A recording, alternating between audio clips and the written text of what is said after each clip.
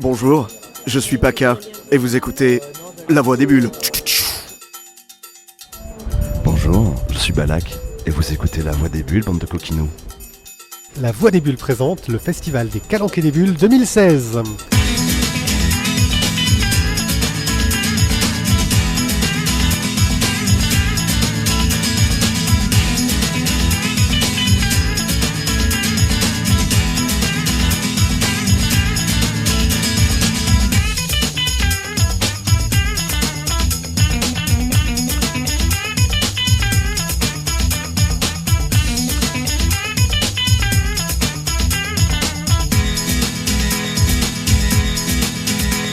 Je suis avec Paka, auteur de Roger et ses humains, du fantastique projet Zodiac qu'on peut voir sur Facebook, et aussi d'un blog avec un humour approximatif. Bonsoir. Si vous écoutez ce podcast le soir. Et bonjour, si vous l'écoutez. Non, bonsoir aussi. D'accord. Malgré ta popularité sur le web, il a fallu que tu t'associes à une star de YouTube pour signer chez un gros éditeur. Est-ce que ton clout ne suffisait pas ? Est-ce que mon quoi suffit ? Ton clout, c'est ta notation de ta popularité sur Internet. Non, je m'en fous un petit peu. En fait, j'ai jamais vraiment trop fait les trucs pour la popularité, mais plus parce que les projets m'intéressaient ou pas. Ouais, pipo, hein, ouais. Non, en vrai, je veux juste des putes et de la drogue, c'était ça la vraie réponse. C'est Bala qui m'oblige à dire des conneries. Non, c'est juste le projet m'intéressait, puis voilà, ça s'est fait. Mais du coup, ça m'a pas rapporté plus de monde sur mon blog, donc au moins c'est bien. Je préfère personnellement. Est-ce qu'à l'inverse, Cyprien a récupéré plus de monde ? Eh bien, figure-toi que non. Enfin, pas venant de moi en tout cas.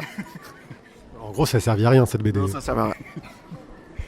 Quand ça s'est passé ta collaboration avec lui, justement, c'est lui qui est venu te chercher ou... Oui, en fait, ça fait quelques années qu'on se connaît et un jour il a eu une idée de scénario. Lui, ça fait quelques années qu'il veut faire de la BD déjà parce que c'est un dessinateur à la base. Il dessine super bien d'ailleurs. Il fait des trucs très cool. Mais c'est un investissement de dessiner une BD et tout ça. Du coup, il aimait bien mon taf, il pensait que ça collait bien à l'histoire qu'il voulait raconter. Donc voilà, on a monté un dossier, on a présenté ça aux éditeurs et voilà. Et ouais, j'imagine qu'il y a peu d'éditeurs qui auraient dit « Ah, la BD de Cyprien, on va pas la prendre !» Eh bien, détrompe-toi, il y a de la compétence dans la BD. Il y a un certain éditeur qui a refusé notre projet, par contre, qui nous a proposé de faire Cyprien la BD. Donc on a refusé parce qu'on voulait vraiment faire de la BD pour le coup. Mais oui, effectivement, c'est sûr que quand t'as Cyprien sur le nom du dossier, ça ouvre un peu toutes les portes du monde, quoi. Enfin, de France en tout cas. Il y a une structure qui est assez étonnante sur ta BD, c'est à moitié des strips, à moitié des histoires courtes. L'idée est venue de Cyprien, c'est quelque chose qui s'est présenté naturellement dans l'histoire ? Oui, alors, c'est des questions super compliquées, hein. J'aurais dû réfléchir avant et tout. Non, en fait, je pense qu'il voulait pas faire que du strip parce que ça pouvait bloquer sur la narration, sur certains dénouements qui se passent dans la BD. Et du coup, les deux, en fait, étaient... on a essayé de faire coexister les deux dans une unité. Après, voilà, je suis pas sûr que ça a vraiment fonctionné, mais il y avait deux vraiment aspects qu'on voulait mettre dans la BD, donc ça s'est fait assez naturellement des deux côtés, quoi. Voilà. T'as amené des choses au scénario ? J'ai amené des choses dans le scénario, non. Non, après on n'était pas fermé non plus aux modifications et chez l'un et chez l'autre. Mais non, globalement, peut-être des points de vue après sur les découpages de strips, parce que j'avais plus l'habitude de faire des strips fatalement avec le blog et compagnie. Mais non, globalement ça s'est fait assez fluidement. Voilà. J'ai trouvé la chute très abrupte, en fait. Je trouve qu'il n'y a pas vraiment de conclusion, il n'y a pas de cliffhanger. C'était voulu ? En fait, on a eu 5 mois de retard sur le rendu du script. Voilà, je balance. Voilà, bam. Et si on voulait tenir des délais, on était obligé de supprimer des pages. Et il y a 8 pages qu'on volait. Donc effectivement, la fin, il manque 3 pages. Qui n'est pas forcément d'ailleurs sur la chute, mais ça aurait dû être pareil, moins abrupt, comme tu dis, est mieux amené. Après, effectivement, ça apporte pas forcément un cliffhanger, mais juste une situation qui sera après développée dans le tome 2, où on présente plusieurs factions du coup qui tournent autour de Roger. Et je pense que c'était pas forcément on voulait pas forcément faire un cliffhanger. On voulait aussi avoir vraiment un tome 1 qui se termine et qui ouvre des portes, plus que vraiment annoncer vraiment une suite. Voilà. C'est une bonne réponse ou pas? Ouais, ça me semble pas mal. C'est ta réponse. Diplomatique, hein, t'as vu? Donc tu bosses sur le 2 là? Pas du tout. Pas du tout, mais le 2 est prévu. Le 2 est prévu, le 2 est signé, mais c'est pas les priorités de Cyprien pour l'instant. Tu m'étonnes qu'il y ait du retard sur les planches après. C'est ça. Après, il te refile le scénario, il te dit bon allez, t'as 2 mois. Non, parce qu'il le file pas en entier, mais bon, ça c'est... Bref. Ok. À côté de ça, t'as sorti des recueils de blagues de Jésus, Oui. d'autres bandes dessinées chez Lapin. Oui. J'imagine que c'est une approche très différente. C'est complètement différent. Chez Lapin, en fait, je fais ce que je veux, quoi. Philippe, donc l'éditeur, est adorable et tout ce que je fais, il aime. Donc c'est super cool, du coup. Et ouais, vu que c'est un éditeur indépendant, en fait, on a vachement plus de liberté. Et je peux vraiment raconter ce que je veux. Et c'est très différent de chez Dupuis, où fatalement, grosse boîte, donc tu peux pas tout faire, tu peux pas tout dire. Même si le fait que ce soit Cyprien, ça permet quand même beaucoup de choses. Les blagues avec Hitler et compagnie sont passées sans problème, quoi. Mais quand même, c'est bien de bosser chez Lapin. Moi, j'aime bien. Je peux raconter mes bêtises.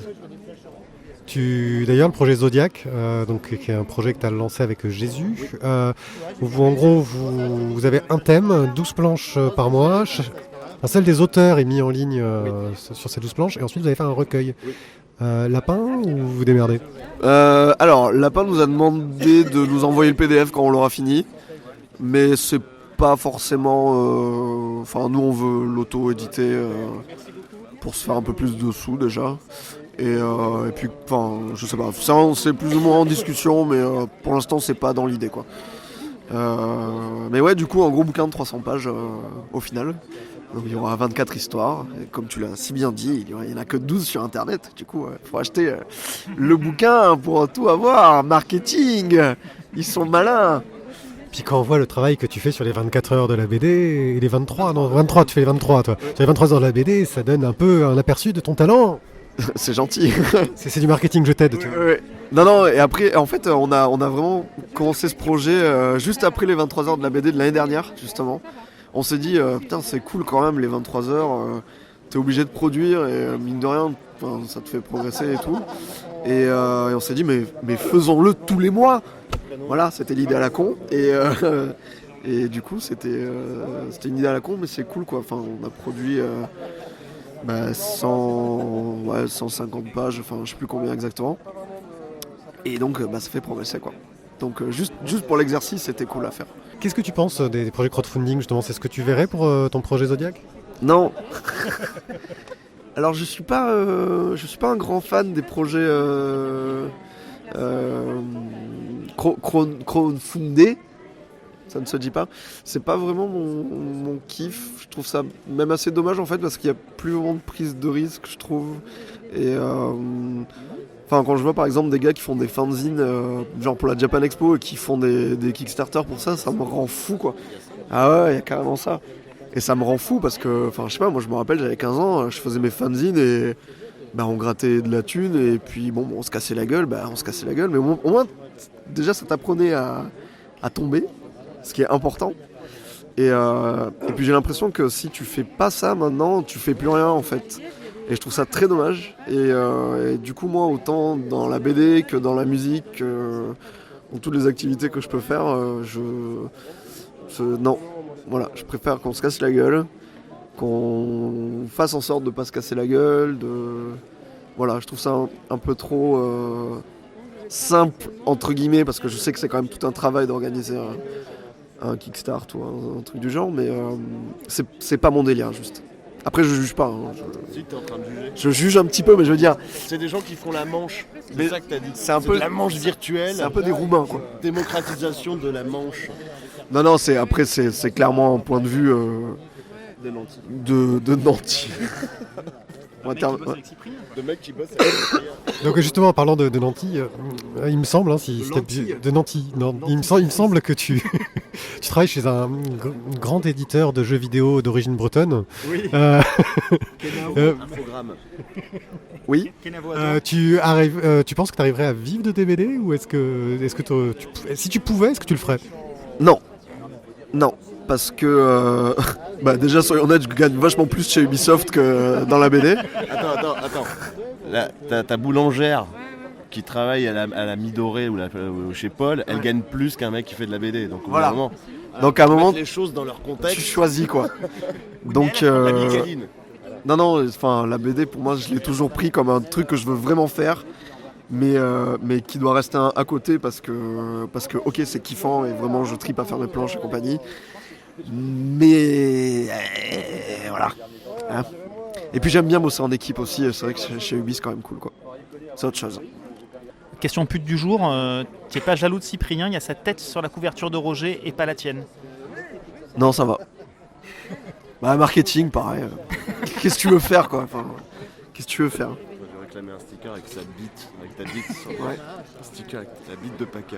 Pour Grim à la montagne 4, on aimerait bien faire un sticker dessiné par le dessinateur de Cyprien avec moi, comme ça. Lapin est d'accord, donc on va peut-être faire ça.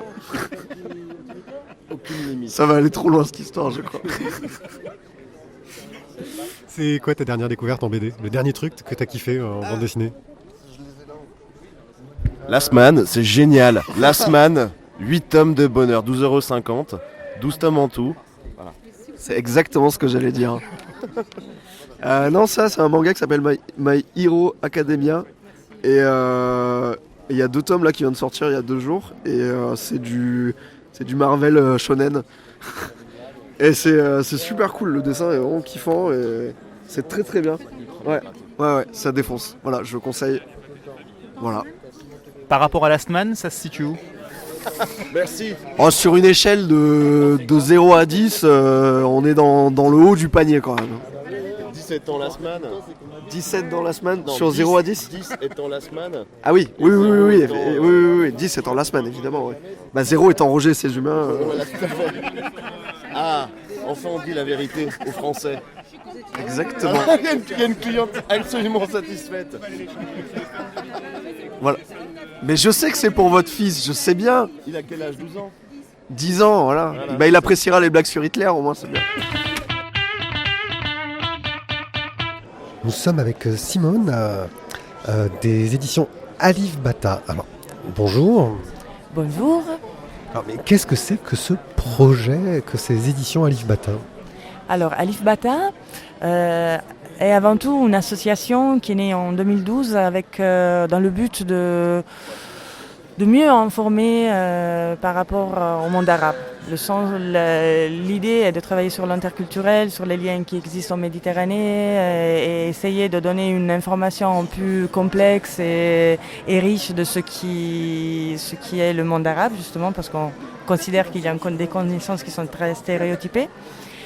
On a toujours travaillé surtout à travers des ateliers, en mettant en place des ateliers à destination des jeunes. Et l'année passée, en 2015, on a lancé un projet éditorial de traduction de bandes dessinées arabes en français et de publication en français pour donner accès au lecteurs français à toute une production littéraire qui est en arabe. Et ce on trouve intéressant, c'est justement le médium de la bande dessinée, parce que la bande dessinée pour adultes dans le monde arabe est quelque chose d'assez récent. C'est surtout à partir de 2011 qu'il y a beaucoup de jeunes qui ont commencé à s'approprier ce médium, qui ont commencé à créer des collectifs, à mettre en place des revues, surtout dans des grandes villes comme Tunis, Casablanca, Le Caire, Beyrouth.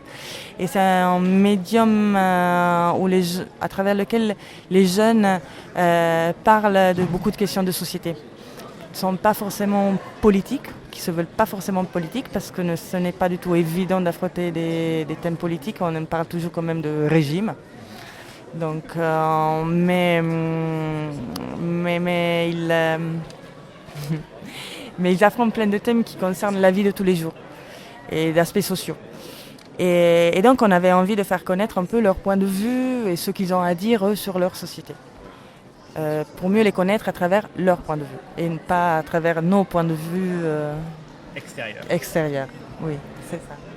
Tu expliques comment cette émergence des auteurs dans la BD adulte dans les pays arabes, justement, si récente?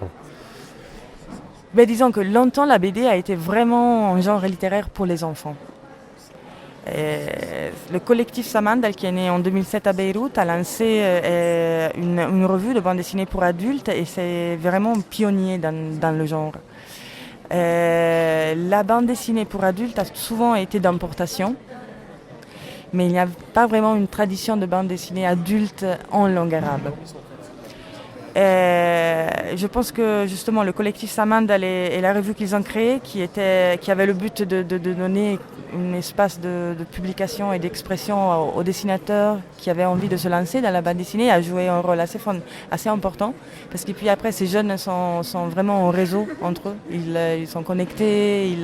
Puis après aussi, il y a tous les réseaux sociaux qui sont un support sur lesquels la bande dessinée quand même voyage pas mal. Et puis après, c'est vrai que c'est un peu en concomitance avec les printemps arabes que les mouvements se sont multipliés, surtout au Caire et en Tunisie aussi. Et je pense que ça va un peu de pair avec cette volonté et ce moment positif dans lequel on a cru qu'on pouvait libérer la parole. Ce qui puis après, finalement, ce n'est pas forcément le cas parce que maintenant, en Égypte, on est face à une très très forte répression.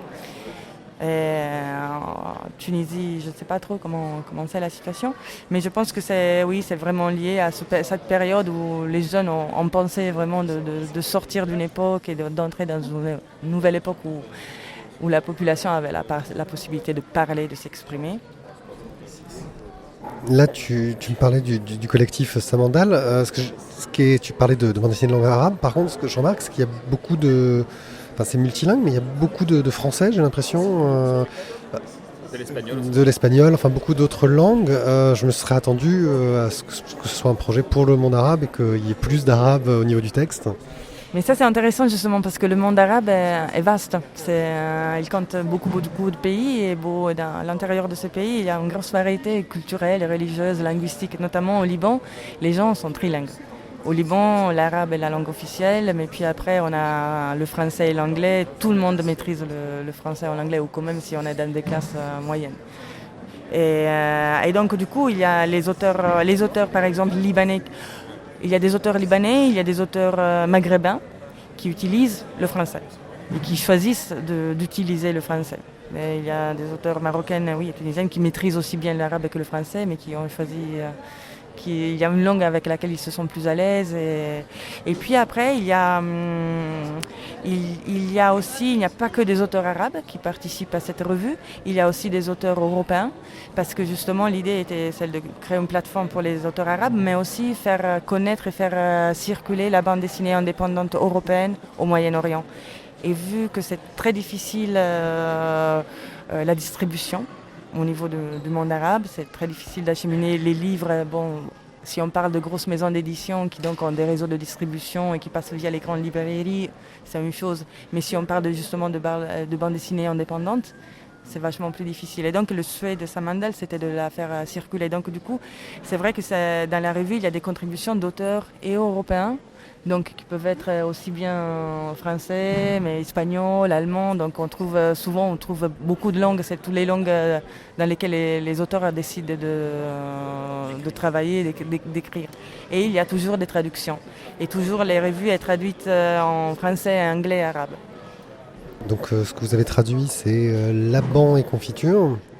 Comment le choix de cet album s'est fait et quels sont vos projets ensuite d'autres albums ? Alors, Laban et confiture est un roman graphique de Lena Merhes, un auteur libanais qui fait partie d'ailleurs des membres fondateurs de la revue Samandal. Et Lena est une arabe blonde aux yeux bleus. Elle est de père libanais et de mère allemande. Et dans ce roman graphique, elle retrace le parcours de sa mère. Et elle ouvre un tas de questionnements qui concernent la double culture, l'identité plurielle. Elle s'interroge sur qu'est-ce qu'une femme orientale, qu'est-ce qu'une femme occidentale. Il y a la question aussi de la diaspora, de comment on s'intègre dans une société qui n'est pas la sienne, de la transmission entre générations différentes.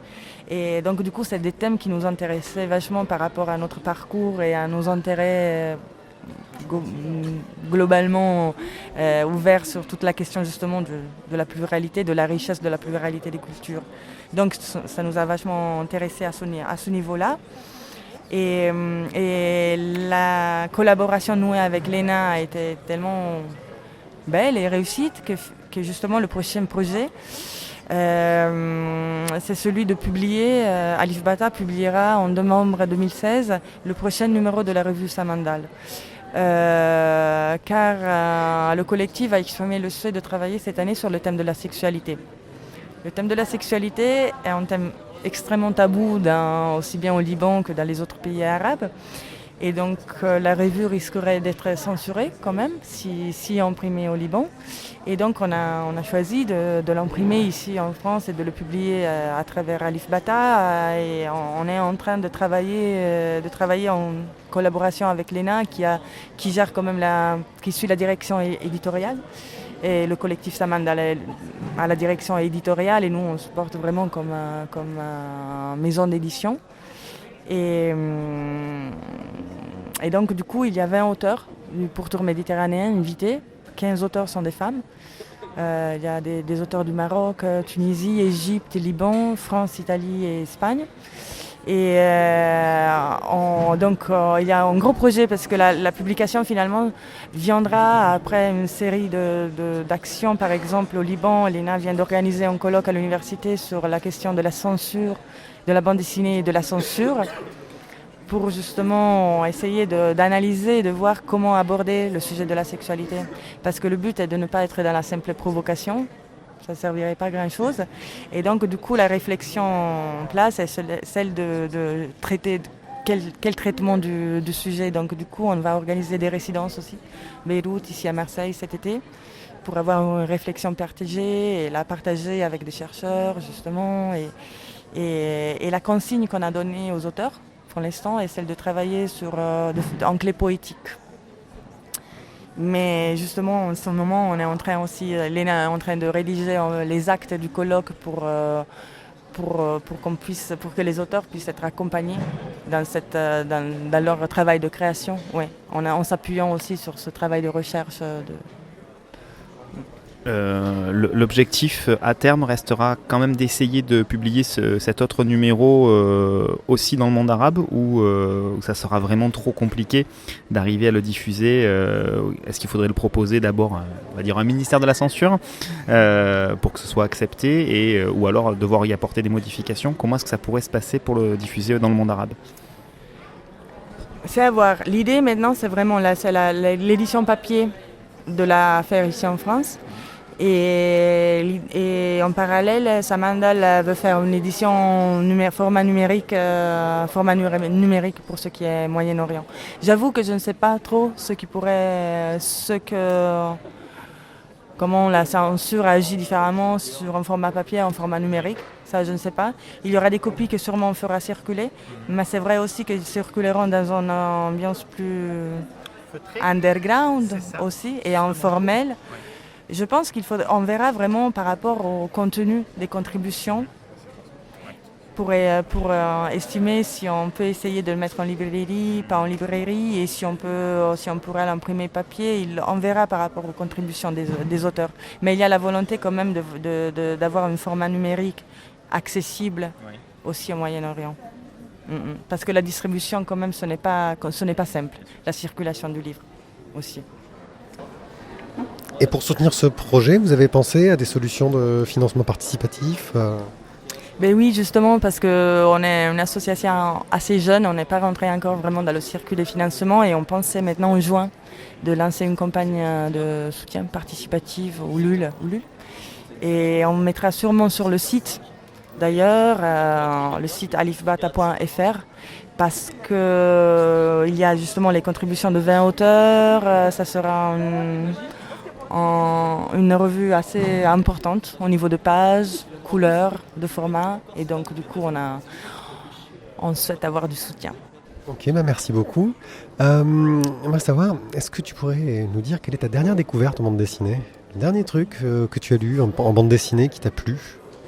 Dernière bande dessinée que j'ai lue, bon, j'avoue que bon, je suis un peu monothématique, mais je viens de lire Zeina Birached, Le piano oriental.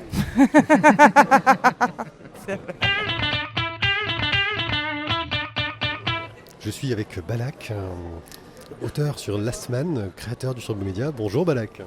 Bonjour. Oh, quelle voix! Alors Balak, tu travailles sur Last Man avec Sans la ville et Vives. Vous avez expliqué votre méthode de travail dans des bonus de Last Man un petit peu, vous avez montré comment vous travaillez. C'est une méthode qui est venue naturellement ou est-ce que la mise en place a été complexe? C'est une méthode qui est venue absolument naturellement. On n'a pas beaucoup réfléchi en fait. C'était Bastien et Mickaël qui se sont mis au dessin parce qu'ils ont dessiné ensemble depuis très longtemps. Ils ont des styles assez semblables. Ils se sont piqués les uns les autres leur truc, donc c'était assez naturel. Ils avaient fait Hollywoodian chez Caster déjà il y a 10 ans.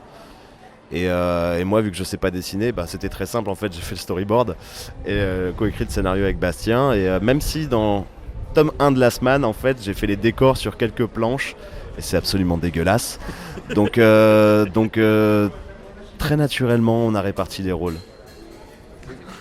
Et comment ça se passe quand vous n'êtes pas d'accord? Justement, ça doit arriver, j'imagine. Quand on n'est pas d'accord, c'est très simple. C'est la personne. Grosso modo, on se met tout nu et le premier qui encule l'autre a gagné. Tu gagnes souvent? Ouais. Et des fois, je perds exprès. Ok. Tu penses que ton expérience dans l'animation, ça a un peu aidé à gérer les problèmes d'ego potentiels qu'il peut y avoir sur un projet comme ça? Je pense, même si dans l'animation il y a quand même des trous du cul, le fait est que c'est très anal. Oui. C'est extrêmement anal comme interview. Oui, mais je pense que c'est dû au caractère, à nos 3 caractères. On se connaît bien, il y a une vraie complémentarité entre les caractères. Mickaël est plutôt calme, plutôt tranquille. Voilà. Bastien, c'est ultra bien me gérer moi. Et inversement, je pense qu'on se gère. Je crois que je suis le plus tête de con des 3 en fait. Donc je pense que c'est plutôt les 2 autres qui arrivent à très bien me gérer et du coup ça se passe très bien. La semaine est prévue sur 12 tomes. C'était prévu dès le départ ou vous saviez pas au départ jusqu'où vous alliez aller? Dès le départ, on voulait faire le nombre 12 a été lancé assez vite. Ouais.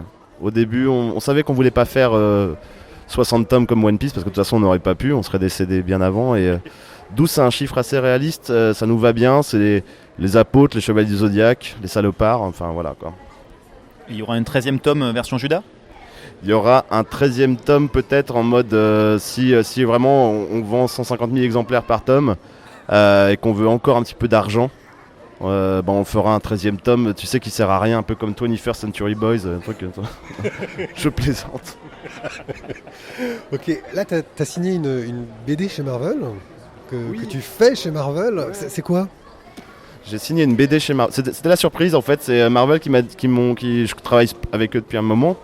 Je faisais surtout du storyboard pour la BD numérique et ils m'ont demandé est-ce que ça te dirait de faire. Ils ont une série qui s'appelle A Year of Marvels, qui est un truc concept où tous les mois ils font une petite histoire courte qui est en dehors des grandes séries et des machins qui utilisent des personnages plus ou moins principaux des séries et où voilà, c'est un petit peu détente, c'est un petit peu on rigole, on se détend.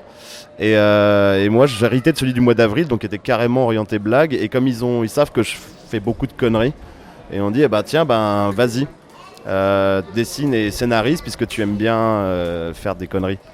Et donc c'était génial parce que j'ai jamais vraiment fait de BD tout seul, et la première fois où je fais vraiment une BD tout seul, c'est pour Marvel, donc j'étais très content de ça. Ouais. T'as pu mettre tes personnages préférés dedans? J'ai mis un de mes personnages préférés dedans, bien sûr, mais c'est Spider-Man de toute façon.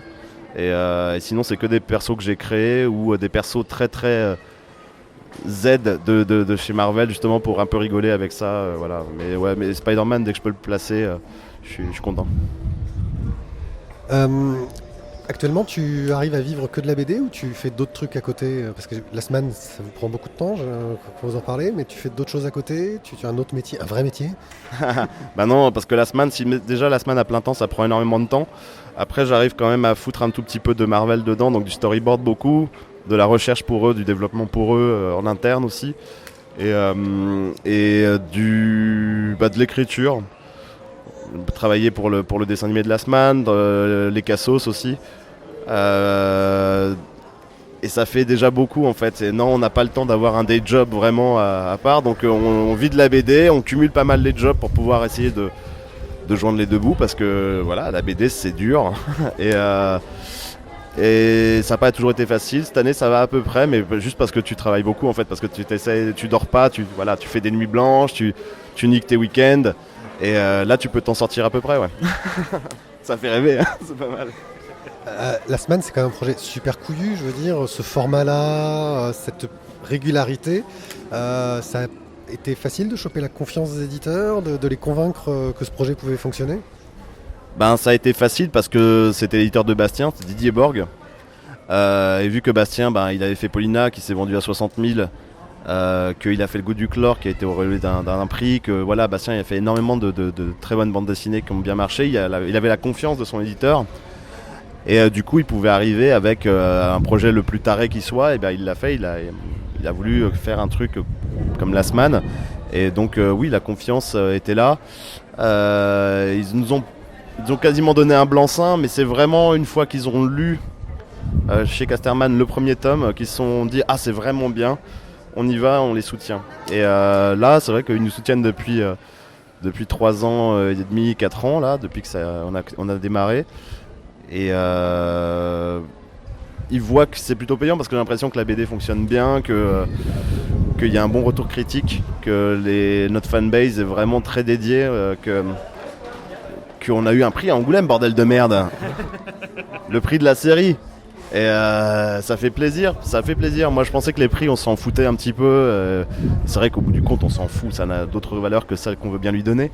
Mais vu l'énergie qu'on met dans cette série, la santé qu'on sacrifie, mentale et physique, et ben du coup que quelqu'un nous fasse c'est bien, et des professionnels et voir des gens, des très gros noms qu'on admire depuis toujours nous dire que c'est bien ce qu'on fait, ça fait plaisir. Donc la confiance on l'a, on est content. Pour l'après Last Man, on va faire une question double. Est-ce que toi tu as un projet perso auquel tu tiens et pour l'instant tu n'as pas eu le temps de le développer? Et est-ce que tu as un projet en triplette, toujours avec Bastien Vives et Michael Saint-Laville pour la suite, pour l'après Last Man? Je pense qu'on s'est assez vus tous les trois. Il nous reste 2 ans au bas mot encore à bosser ensemble. Et je pense que Bastien va faire un truc tout seul, Mickaël aussi prépare un truc tout seul. Moi je prévois pas grand chose. Le seul truc que j'aimerais bien faire c'est bosser un petit peu plus le Turbo Média que j'ai un petit peu délaissé parce que pour des raisons voilà, à part pour Marvel. Ouais, peut-être un petit peu plus m'investir dans la Turbo Média et la BD numérique. Et faire du cul quoi. Faire que du porno. Avec Bastien on est arrivé à cette conclusion, la BD ça paye pas assez. Il n'y a pas assez de reconnaissance. Donc il faut vraiment se faire plaisir, déjà c'est la base et on le fait avec Last Man. Et du coup il faut vraiment faire des choses qu'on peut faire nulle part ailleurs. Et donc du cul ouais, à mort. En plus c'est vendeur. Pas du tout en plus, ça ne vend pas le cul, t'es ouf. Non en fait si, ça dépend, ça vend, voilà. Mais en numérique le cul c'est mortel, moi j'ai plein d'idées justement en Turbo Média pour du cul et ça marche trop bien. D'ailleurs à ce propos, voilà, peut-être ce serait... Je sais que tu allais poser comme question sacro-sainte quelle est la BD qui t'a le plus, qui te plaît le plus ces derniers temps. Je spoil pas en disant ça. Mais et en fait, moi, vraiment le truc qui m'a fait le plus mal, je trouve le plus génial que j'ai vu, c'est la BD de cul que prépare Bastien, qui est la suite des Moments de la colère, qui s'appelle Petit Paul, et qui va être sur la plateforme Dailytoon, dans la section adulte. Donc voilà, il faut bien penser à se loguer sur Dailytoon, aller dans son compte et mettre contenu adulte on. Et ça va sortir, je sais pas quand, peut-être dans un mois ou deux. Et il a fait plein d'épisodes et c'est complètement débile. C'est extrêmement drôle, c'est extrêmement trash. Et en plus, tu bandes. Et donc, pour moi, c'est la meilleure chose que j'ai lue depuis, je sais pas, depuis Gaston Lagaffe. Pas mal. La semaine, ça sort sur plein d'autres médias. Il y a le jeu vidéo, il va y avoir le dessin animé. C'était une volonté dès le départ de pouvoir s'ouvrir vers d'autres médias ou c'est un coup de bol que vous avez eu qui vous a permis de le faire? C'est un mélange des deux. Pour le jeu vidéo, c'était vraiment une volonté. Parce qu'on le fait vraiment en interne avec des gens dans notre atelier. Voilà. On a négocié les droits du jeu vidéo pour les garder pour nous. Parce que voilà, on aimerait bien quand même vivre de notre art, de notre œuvre. Et le dessin animé, c'était vraiment un coup de bol. Il y avait le film de Paulina qui était en train d'être produit par une boîte de prod et le producteur nous a dit « Ah mais qu'est-ce que tu fais Bastien là, Last Man, j'ai lu, ça me plaît, on essaye de faire une série télé animée ». Et coup de bol, il y avait France Télévisions à l'époque qui cherchait des contenus ado-adultes et on a eu le contrat et du coup ça a pu rouler quoi, pendant quelques années du moins. Là justement, apparemment c'était prévu pour France 4 et France 4 veut se remettre sur du familial et sortir un peu du ado-adulte. J'ai entendu dire que la diffusion peut-être de la semaine pourrait être compromise. T'as des nouvelles là-dessus? Tu sais si ça va être diffusé quelque chose? Parce que j'imagine que c'est suffisamment avancé en production pour que de toute façon ça se fasse. Alors c'est clair que la série est en production. Les épisodes que j'ai vus sont mortels. On a vu 6 épisodes finis. On est super fiers. Je pense qu'on la verra. La question du où et du quand est beaucoup plus aléatoire qu'il y a 2 mois, ou il y a ne serait-ce que même 1 mois. Mais on devrait la voir. En tout cas, on se bat pour que ça se passe du mieux possible. J'essaie d'être diplomate et de ne pas trop en balancer. Mais disons que oui, on a eu énormément de chance que cette série existe, qu'elle en arrive jusque là. On a eu énormément de chance. On savait qu'à un moment on allait tomber devant un boss de fin qui allait nous casser les couilles. C'est le cas. Mais voilà, on va essayer de contourner le problème, de faire tout ce qui est en notre pouvoir pour que la série existe. Elle est très attendue par plein de gens, des lecteurs de Last Man, à des gens qui sont dans la profession aussi, parce qu'ils savent à quel point c'est l'Arlésienne depuis des dizaines d'années, la série télé ado-adulte française d'animation. Et là, on a quelque chose dont on est vraiment fiers. On a bossé comme des oufs sur le scénario. Des gens continuent à bosser comme des oufs sur l'animation, sur toute l'équipe. Il y a des centaines de personnes qui bossent sur cette série à travers la France. On est super fiers de ça. Et donc, c'est pas quelqu'un qui va nous arrêter.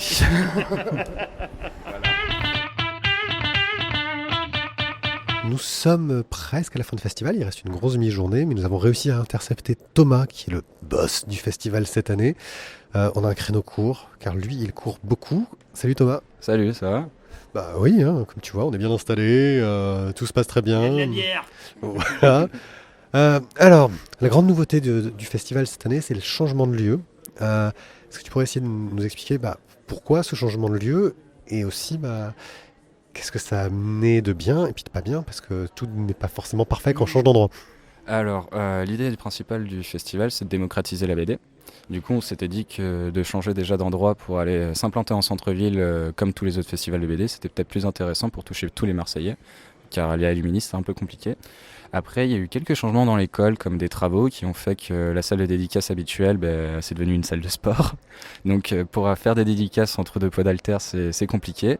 Et surtout, il y avait les accès handicapés de l'école qui ne fonctionnaient pas du tout.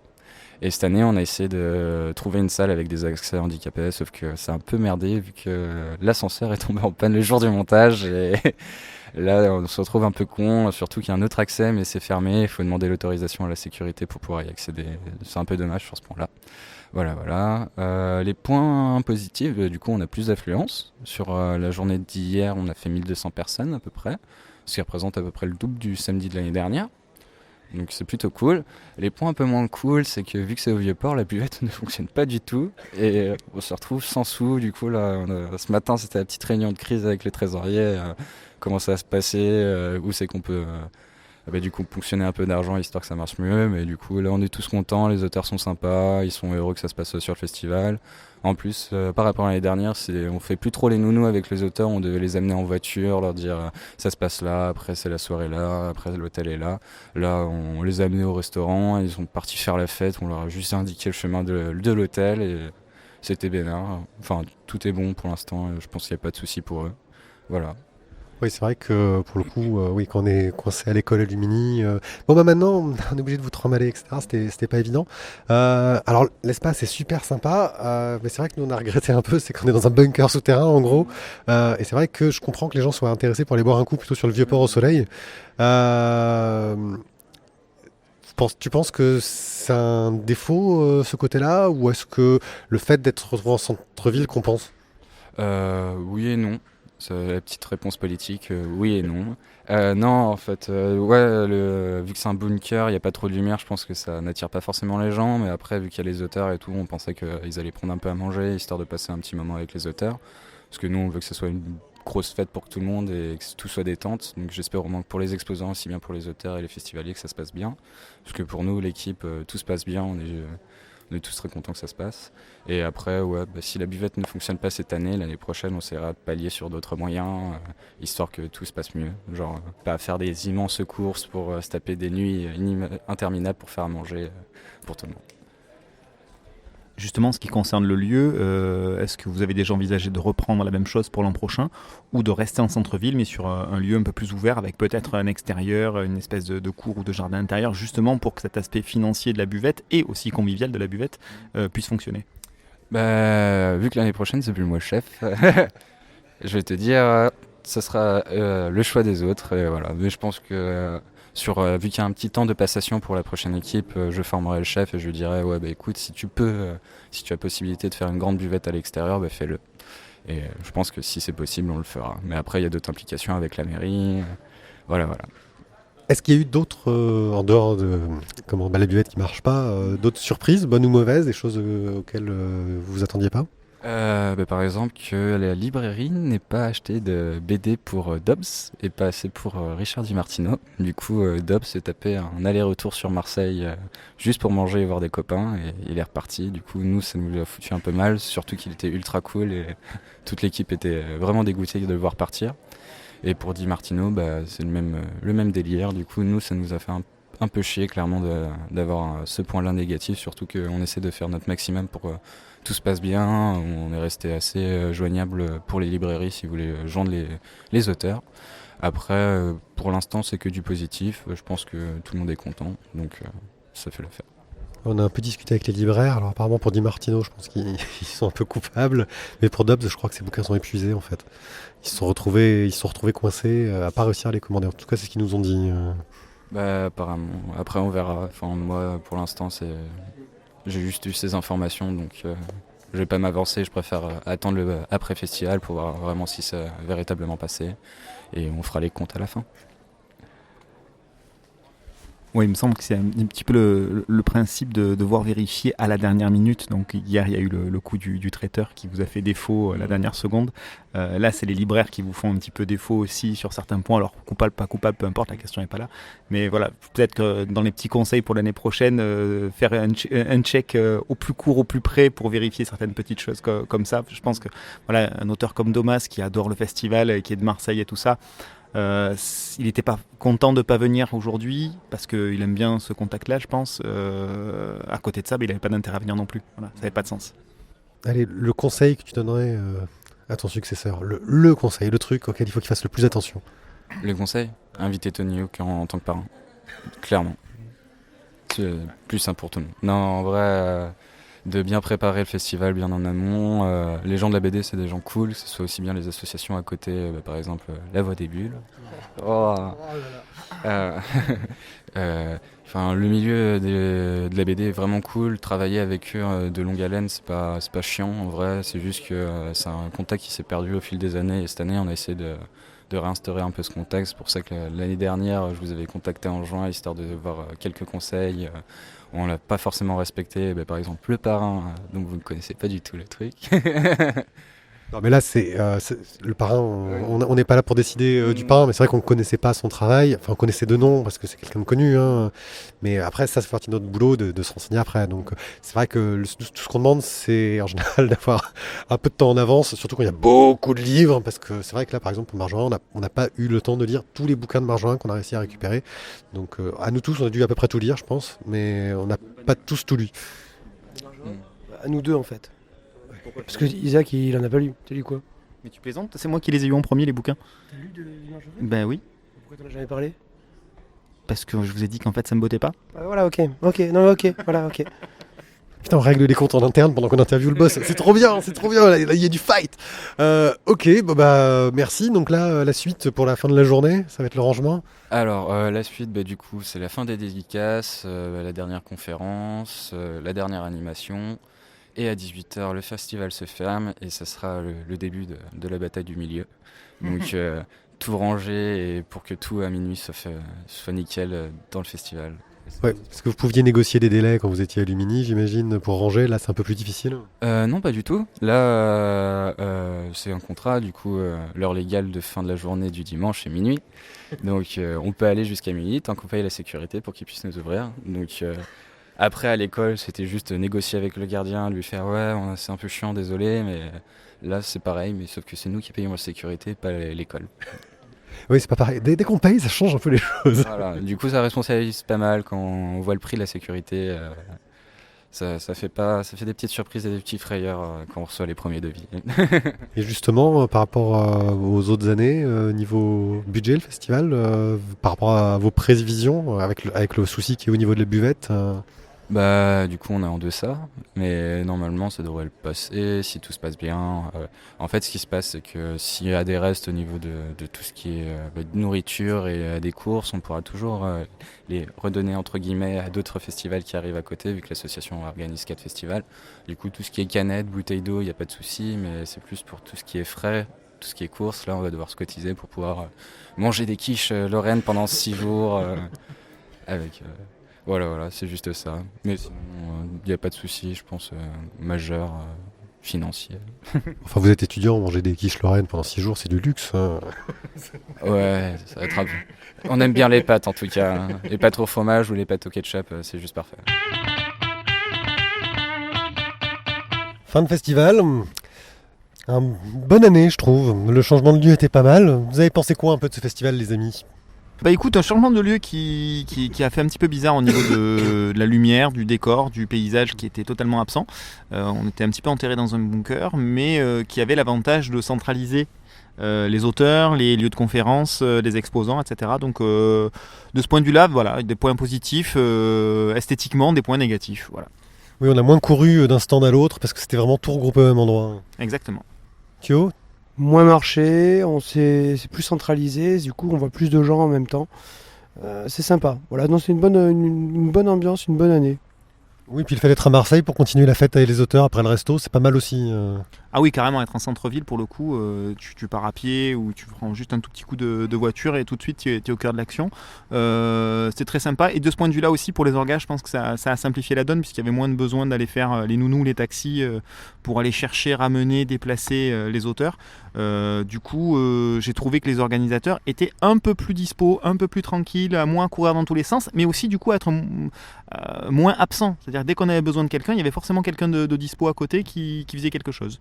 Donc non, positif aussi de ce point de vue-là. Allez, vos grands moments du festival. Thio, ton grand moment, allez, le top du festival. Le top du festival, le traquenard. Non, pardon. Non, j'aurais pu dire le vin rouge du repas du soir, mais je dirais le resto parce que c'est vraiment sympa, voilà, de bouffer avec les auteurs, de partager et de pouvoir discuter un peu à bâton rompu avec eux, quoi. Même si c'est un resto qui a fait cauchemar en cuisine quand même. C'est vrai, faut le signaler. On était dans un resto qui a fait cauchemar en cuisine. Faut le savoir. Non, moi j'ai passé un bon moment totalement off quand on discutait avec Paka et Balak à côté, que ce soit pendant l'interview de Paka où Balak a fait le con, ou que ce soit après l'arrêt de l'enregistrement et où Paka et Balak ont continué à faire les cons. Ouais, voilà, bon moment très sympa. Tu copies, c'est exactement ce que j'allais dire. Non, parce que moi, le traquenard, je veux dire, j'étais au Coca parce que je vous ramenais, mais sinon, c'était sympa. Coca, rondelle saucisson, je te rappelle. Ah oui, Coca, rondelle saucisson. Enfin bref, une très bonne édition du festival. On espère que ça sera toujours aussi bien l'an prochain. De toute façon, je crois qu'on est parti pour revenir. En tout cas, on a moins d'a priori négatifs que l'an dernier, je trouve. Mais je pense que Thomas, qui a un petit peu centralisé les infos, a pris le problème par le bon bout dès la fin de l'année dernière où il nous a contactés assez tôt. On n'a pas été les seuls, je pense, mais il a pris la dimension de la nécessité de faire le lien avec l'année précédente et les gens qui reviennent régulièrement sur le festival, que ce soit les auteurs, que ce soit les participants comme nous ou comme à l'ombre des bulles. Et voilà, y avoir des retours sur les gens qui ont peut-être un peu plus d'expérience et essayer de faire avec ces conseils-là, c'est pas mal aussi. Des regrets ? Quelque chose que vous regrettez ? Zut, on n'a pas eu le temps de faire ça. Certains auteurs qui n'étaient pas présents, ça c'était un peu dommage, mais après ça c'est les aléas de la vie, quoi. Les aléas de la vie. Les aléas de la vie, oui, c'est joli, je trouve. Voilà, l'an prochain il faudrait qu'il y ait encore plus d'auteurs. C'est le seul. C'est pas du coup un regret, ce serait un souhait. Voilà. Et pourtant, on n'a pas fait tous les auteurs qu'on aurait pu faire. Il y en avait encore quelques-uns que j'aurais bien aimé voir, Yann Madé, tu vois, par exemple, parce qu'on a dit beaucoup de bien sur le coup et j'aurais bien aimé le rencontrer. Et on a fait du bonus par rapport à ce qu'on avait prévu, donc on a en plus été efficace, je trouve, et ça fait beaucoup d'interviews, quoi. Effectivement, je suis d'accord avec toi, mais en même temps, il y avait des moments de mou. Par exemple, samedi matin, en fait, les matinées sont un peu molles.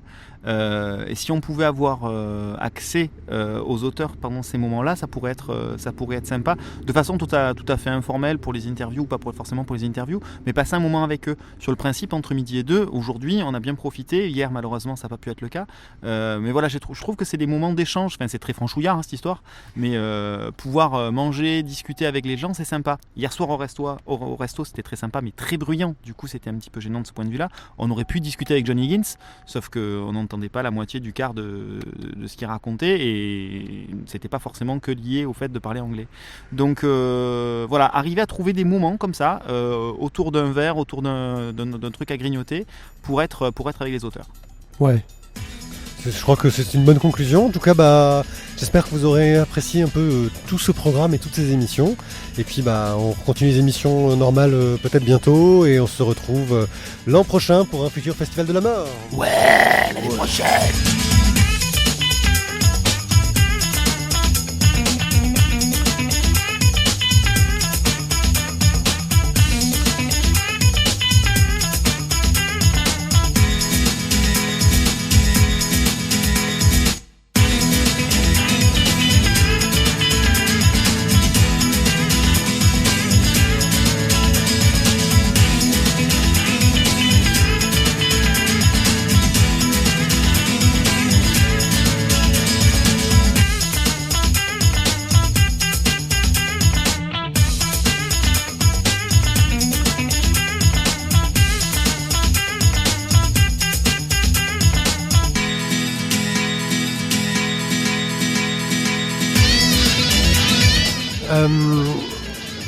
Je suis en train de me perdre dans mes questions, ça m'arrive de temps en temps. J'étais en train de la formuler dans ma tête et...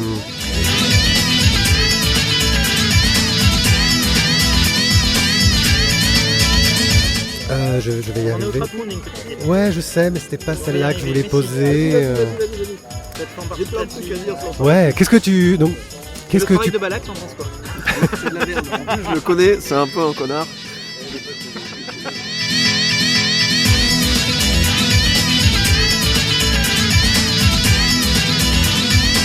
C'est un barbu, c'est tous des connards. Oh non, il était là. J'ai eu tout à l'heure.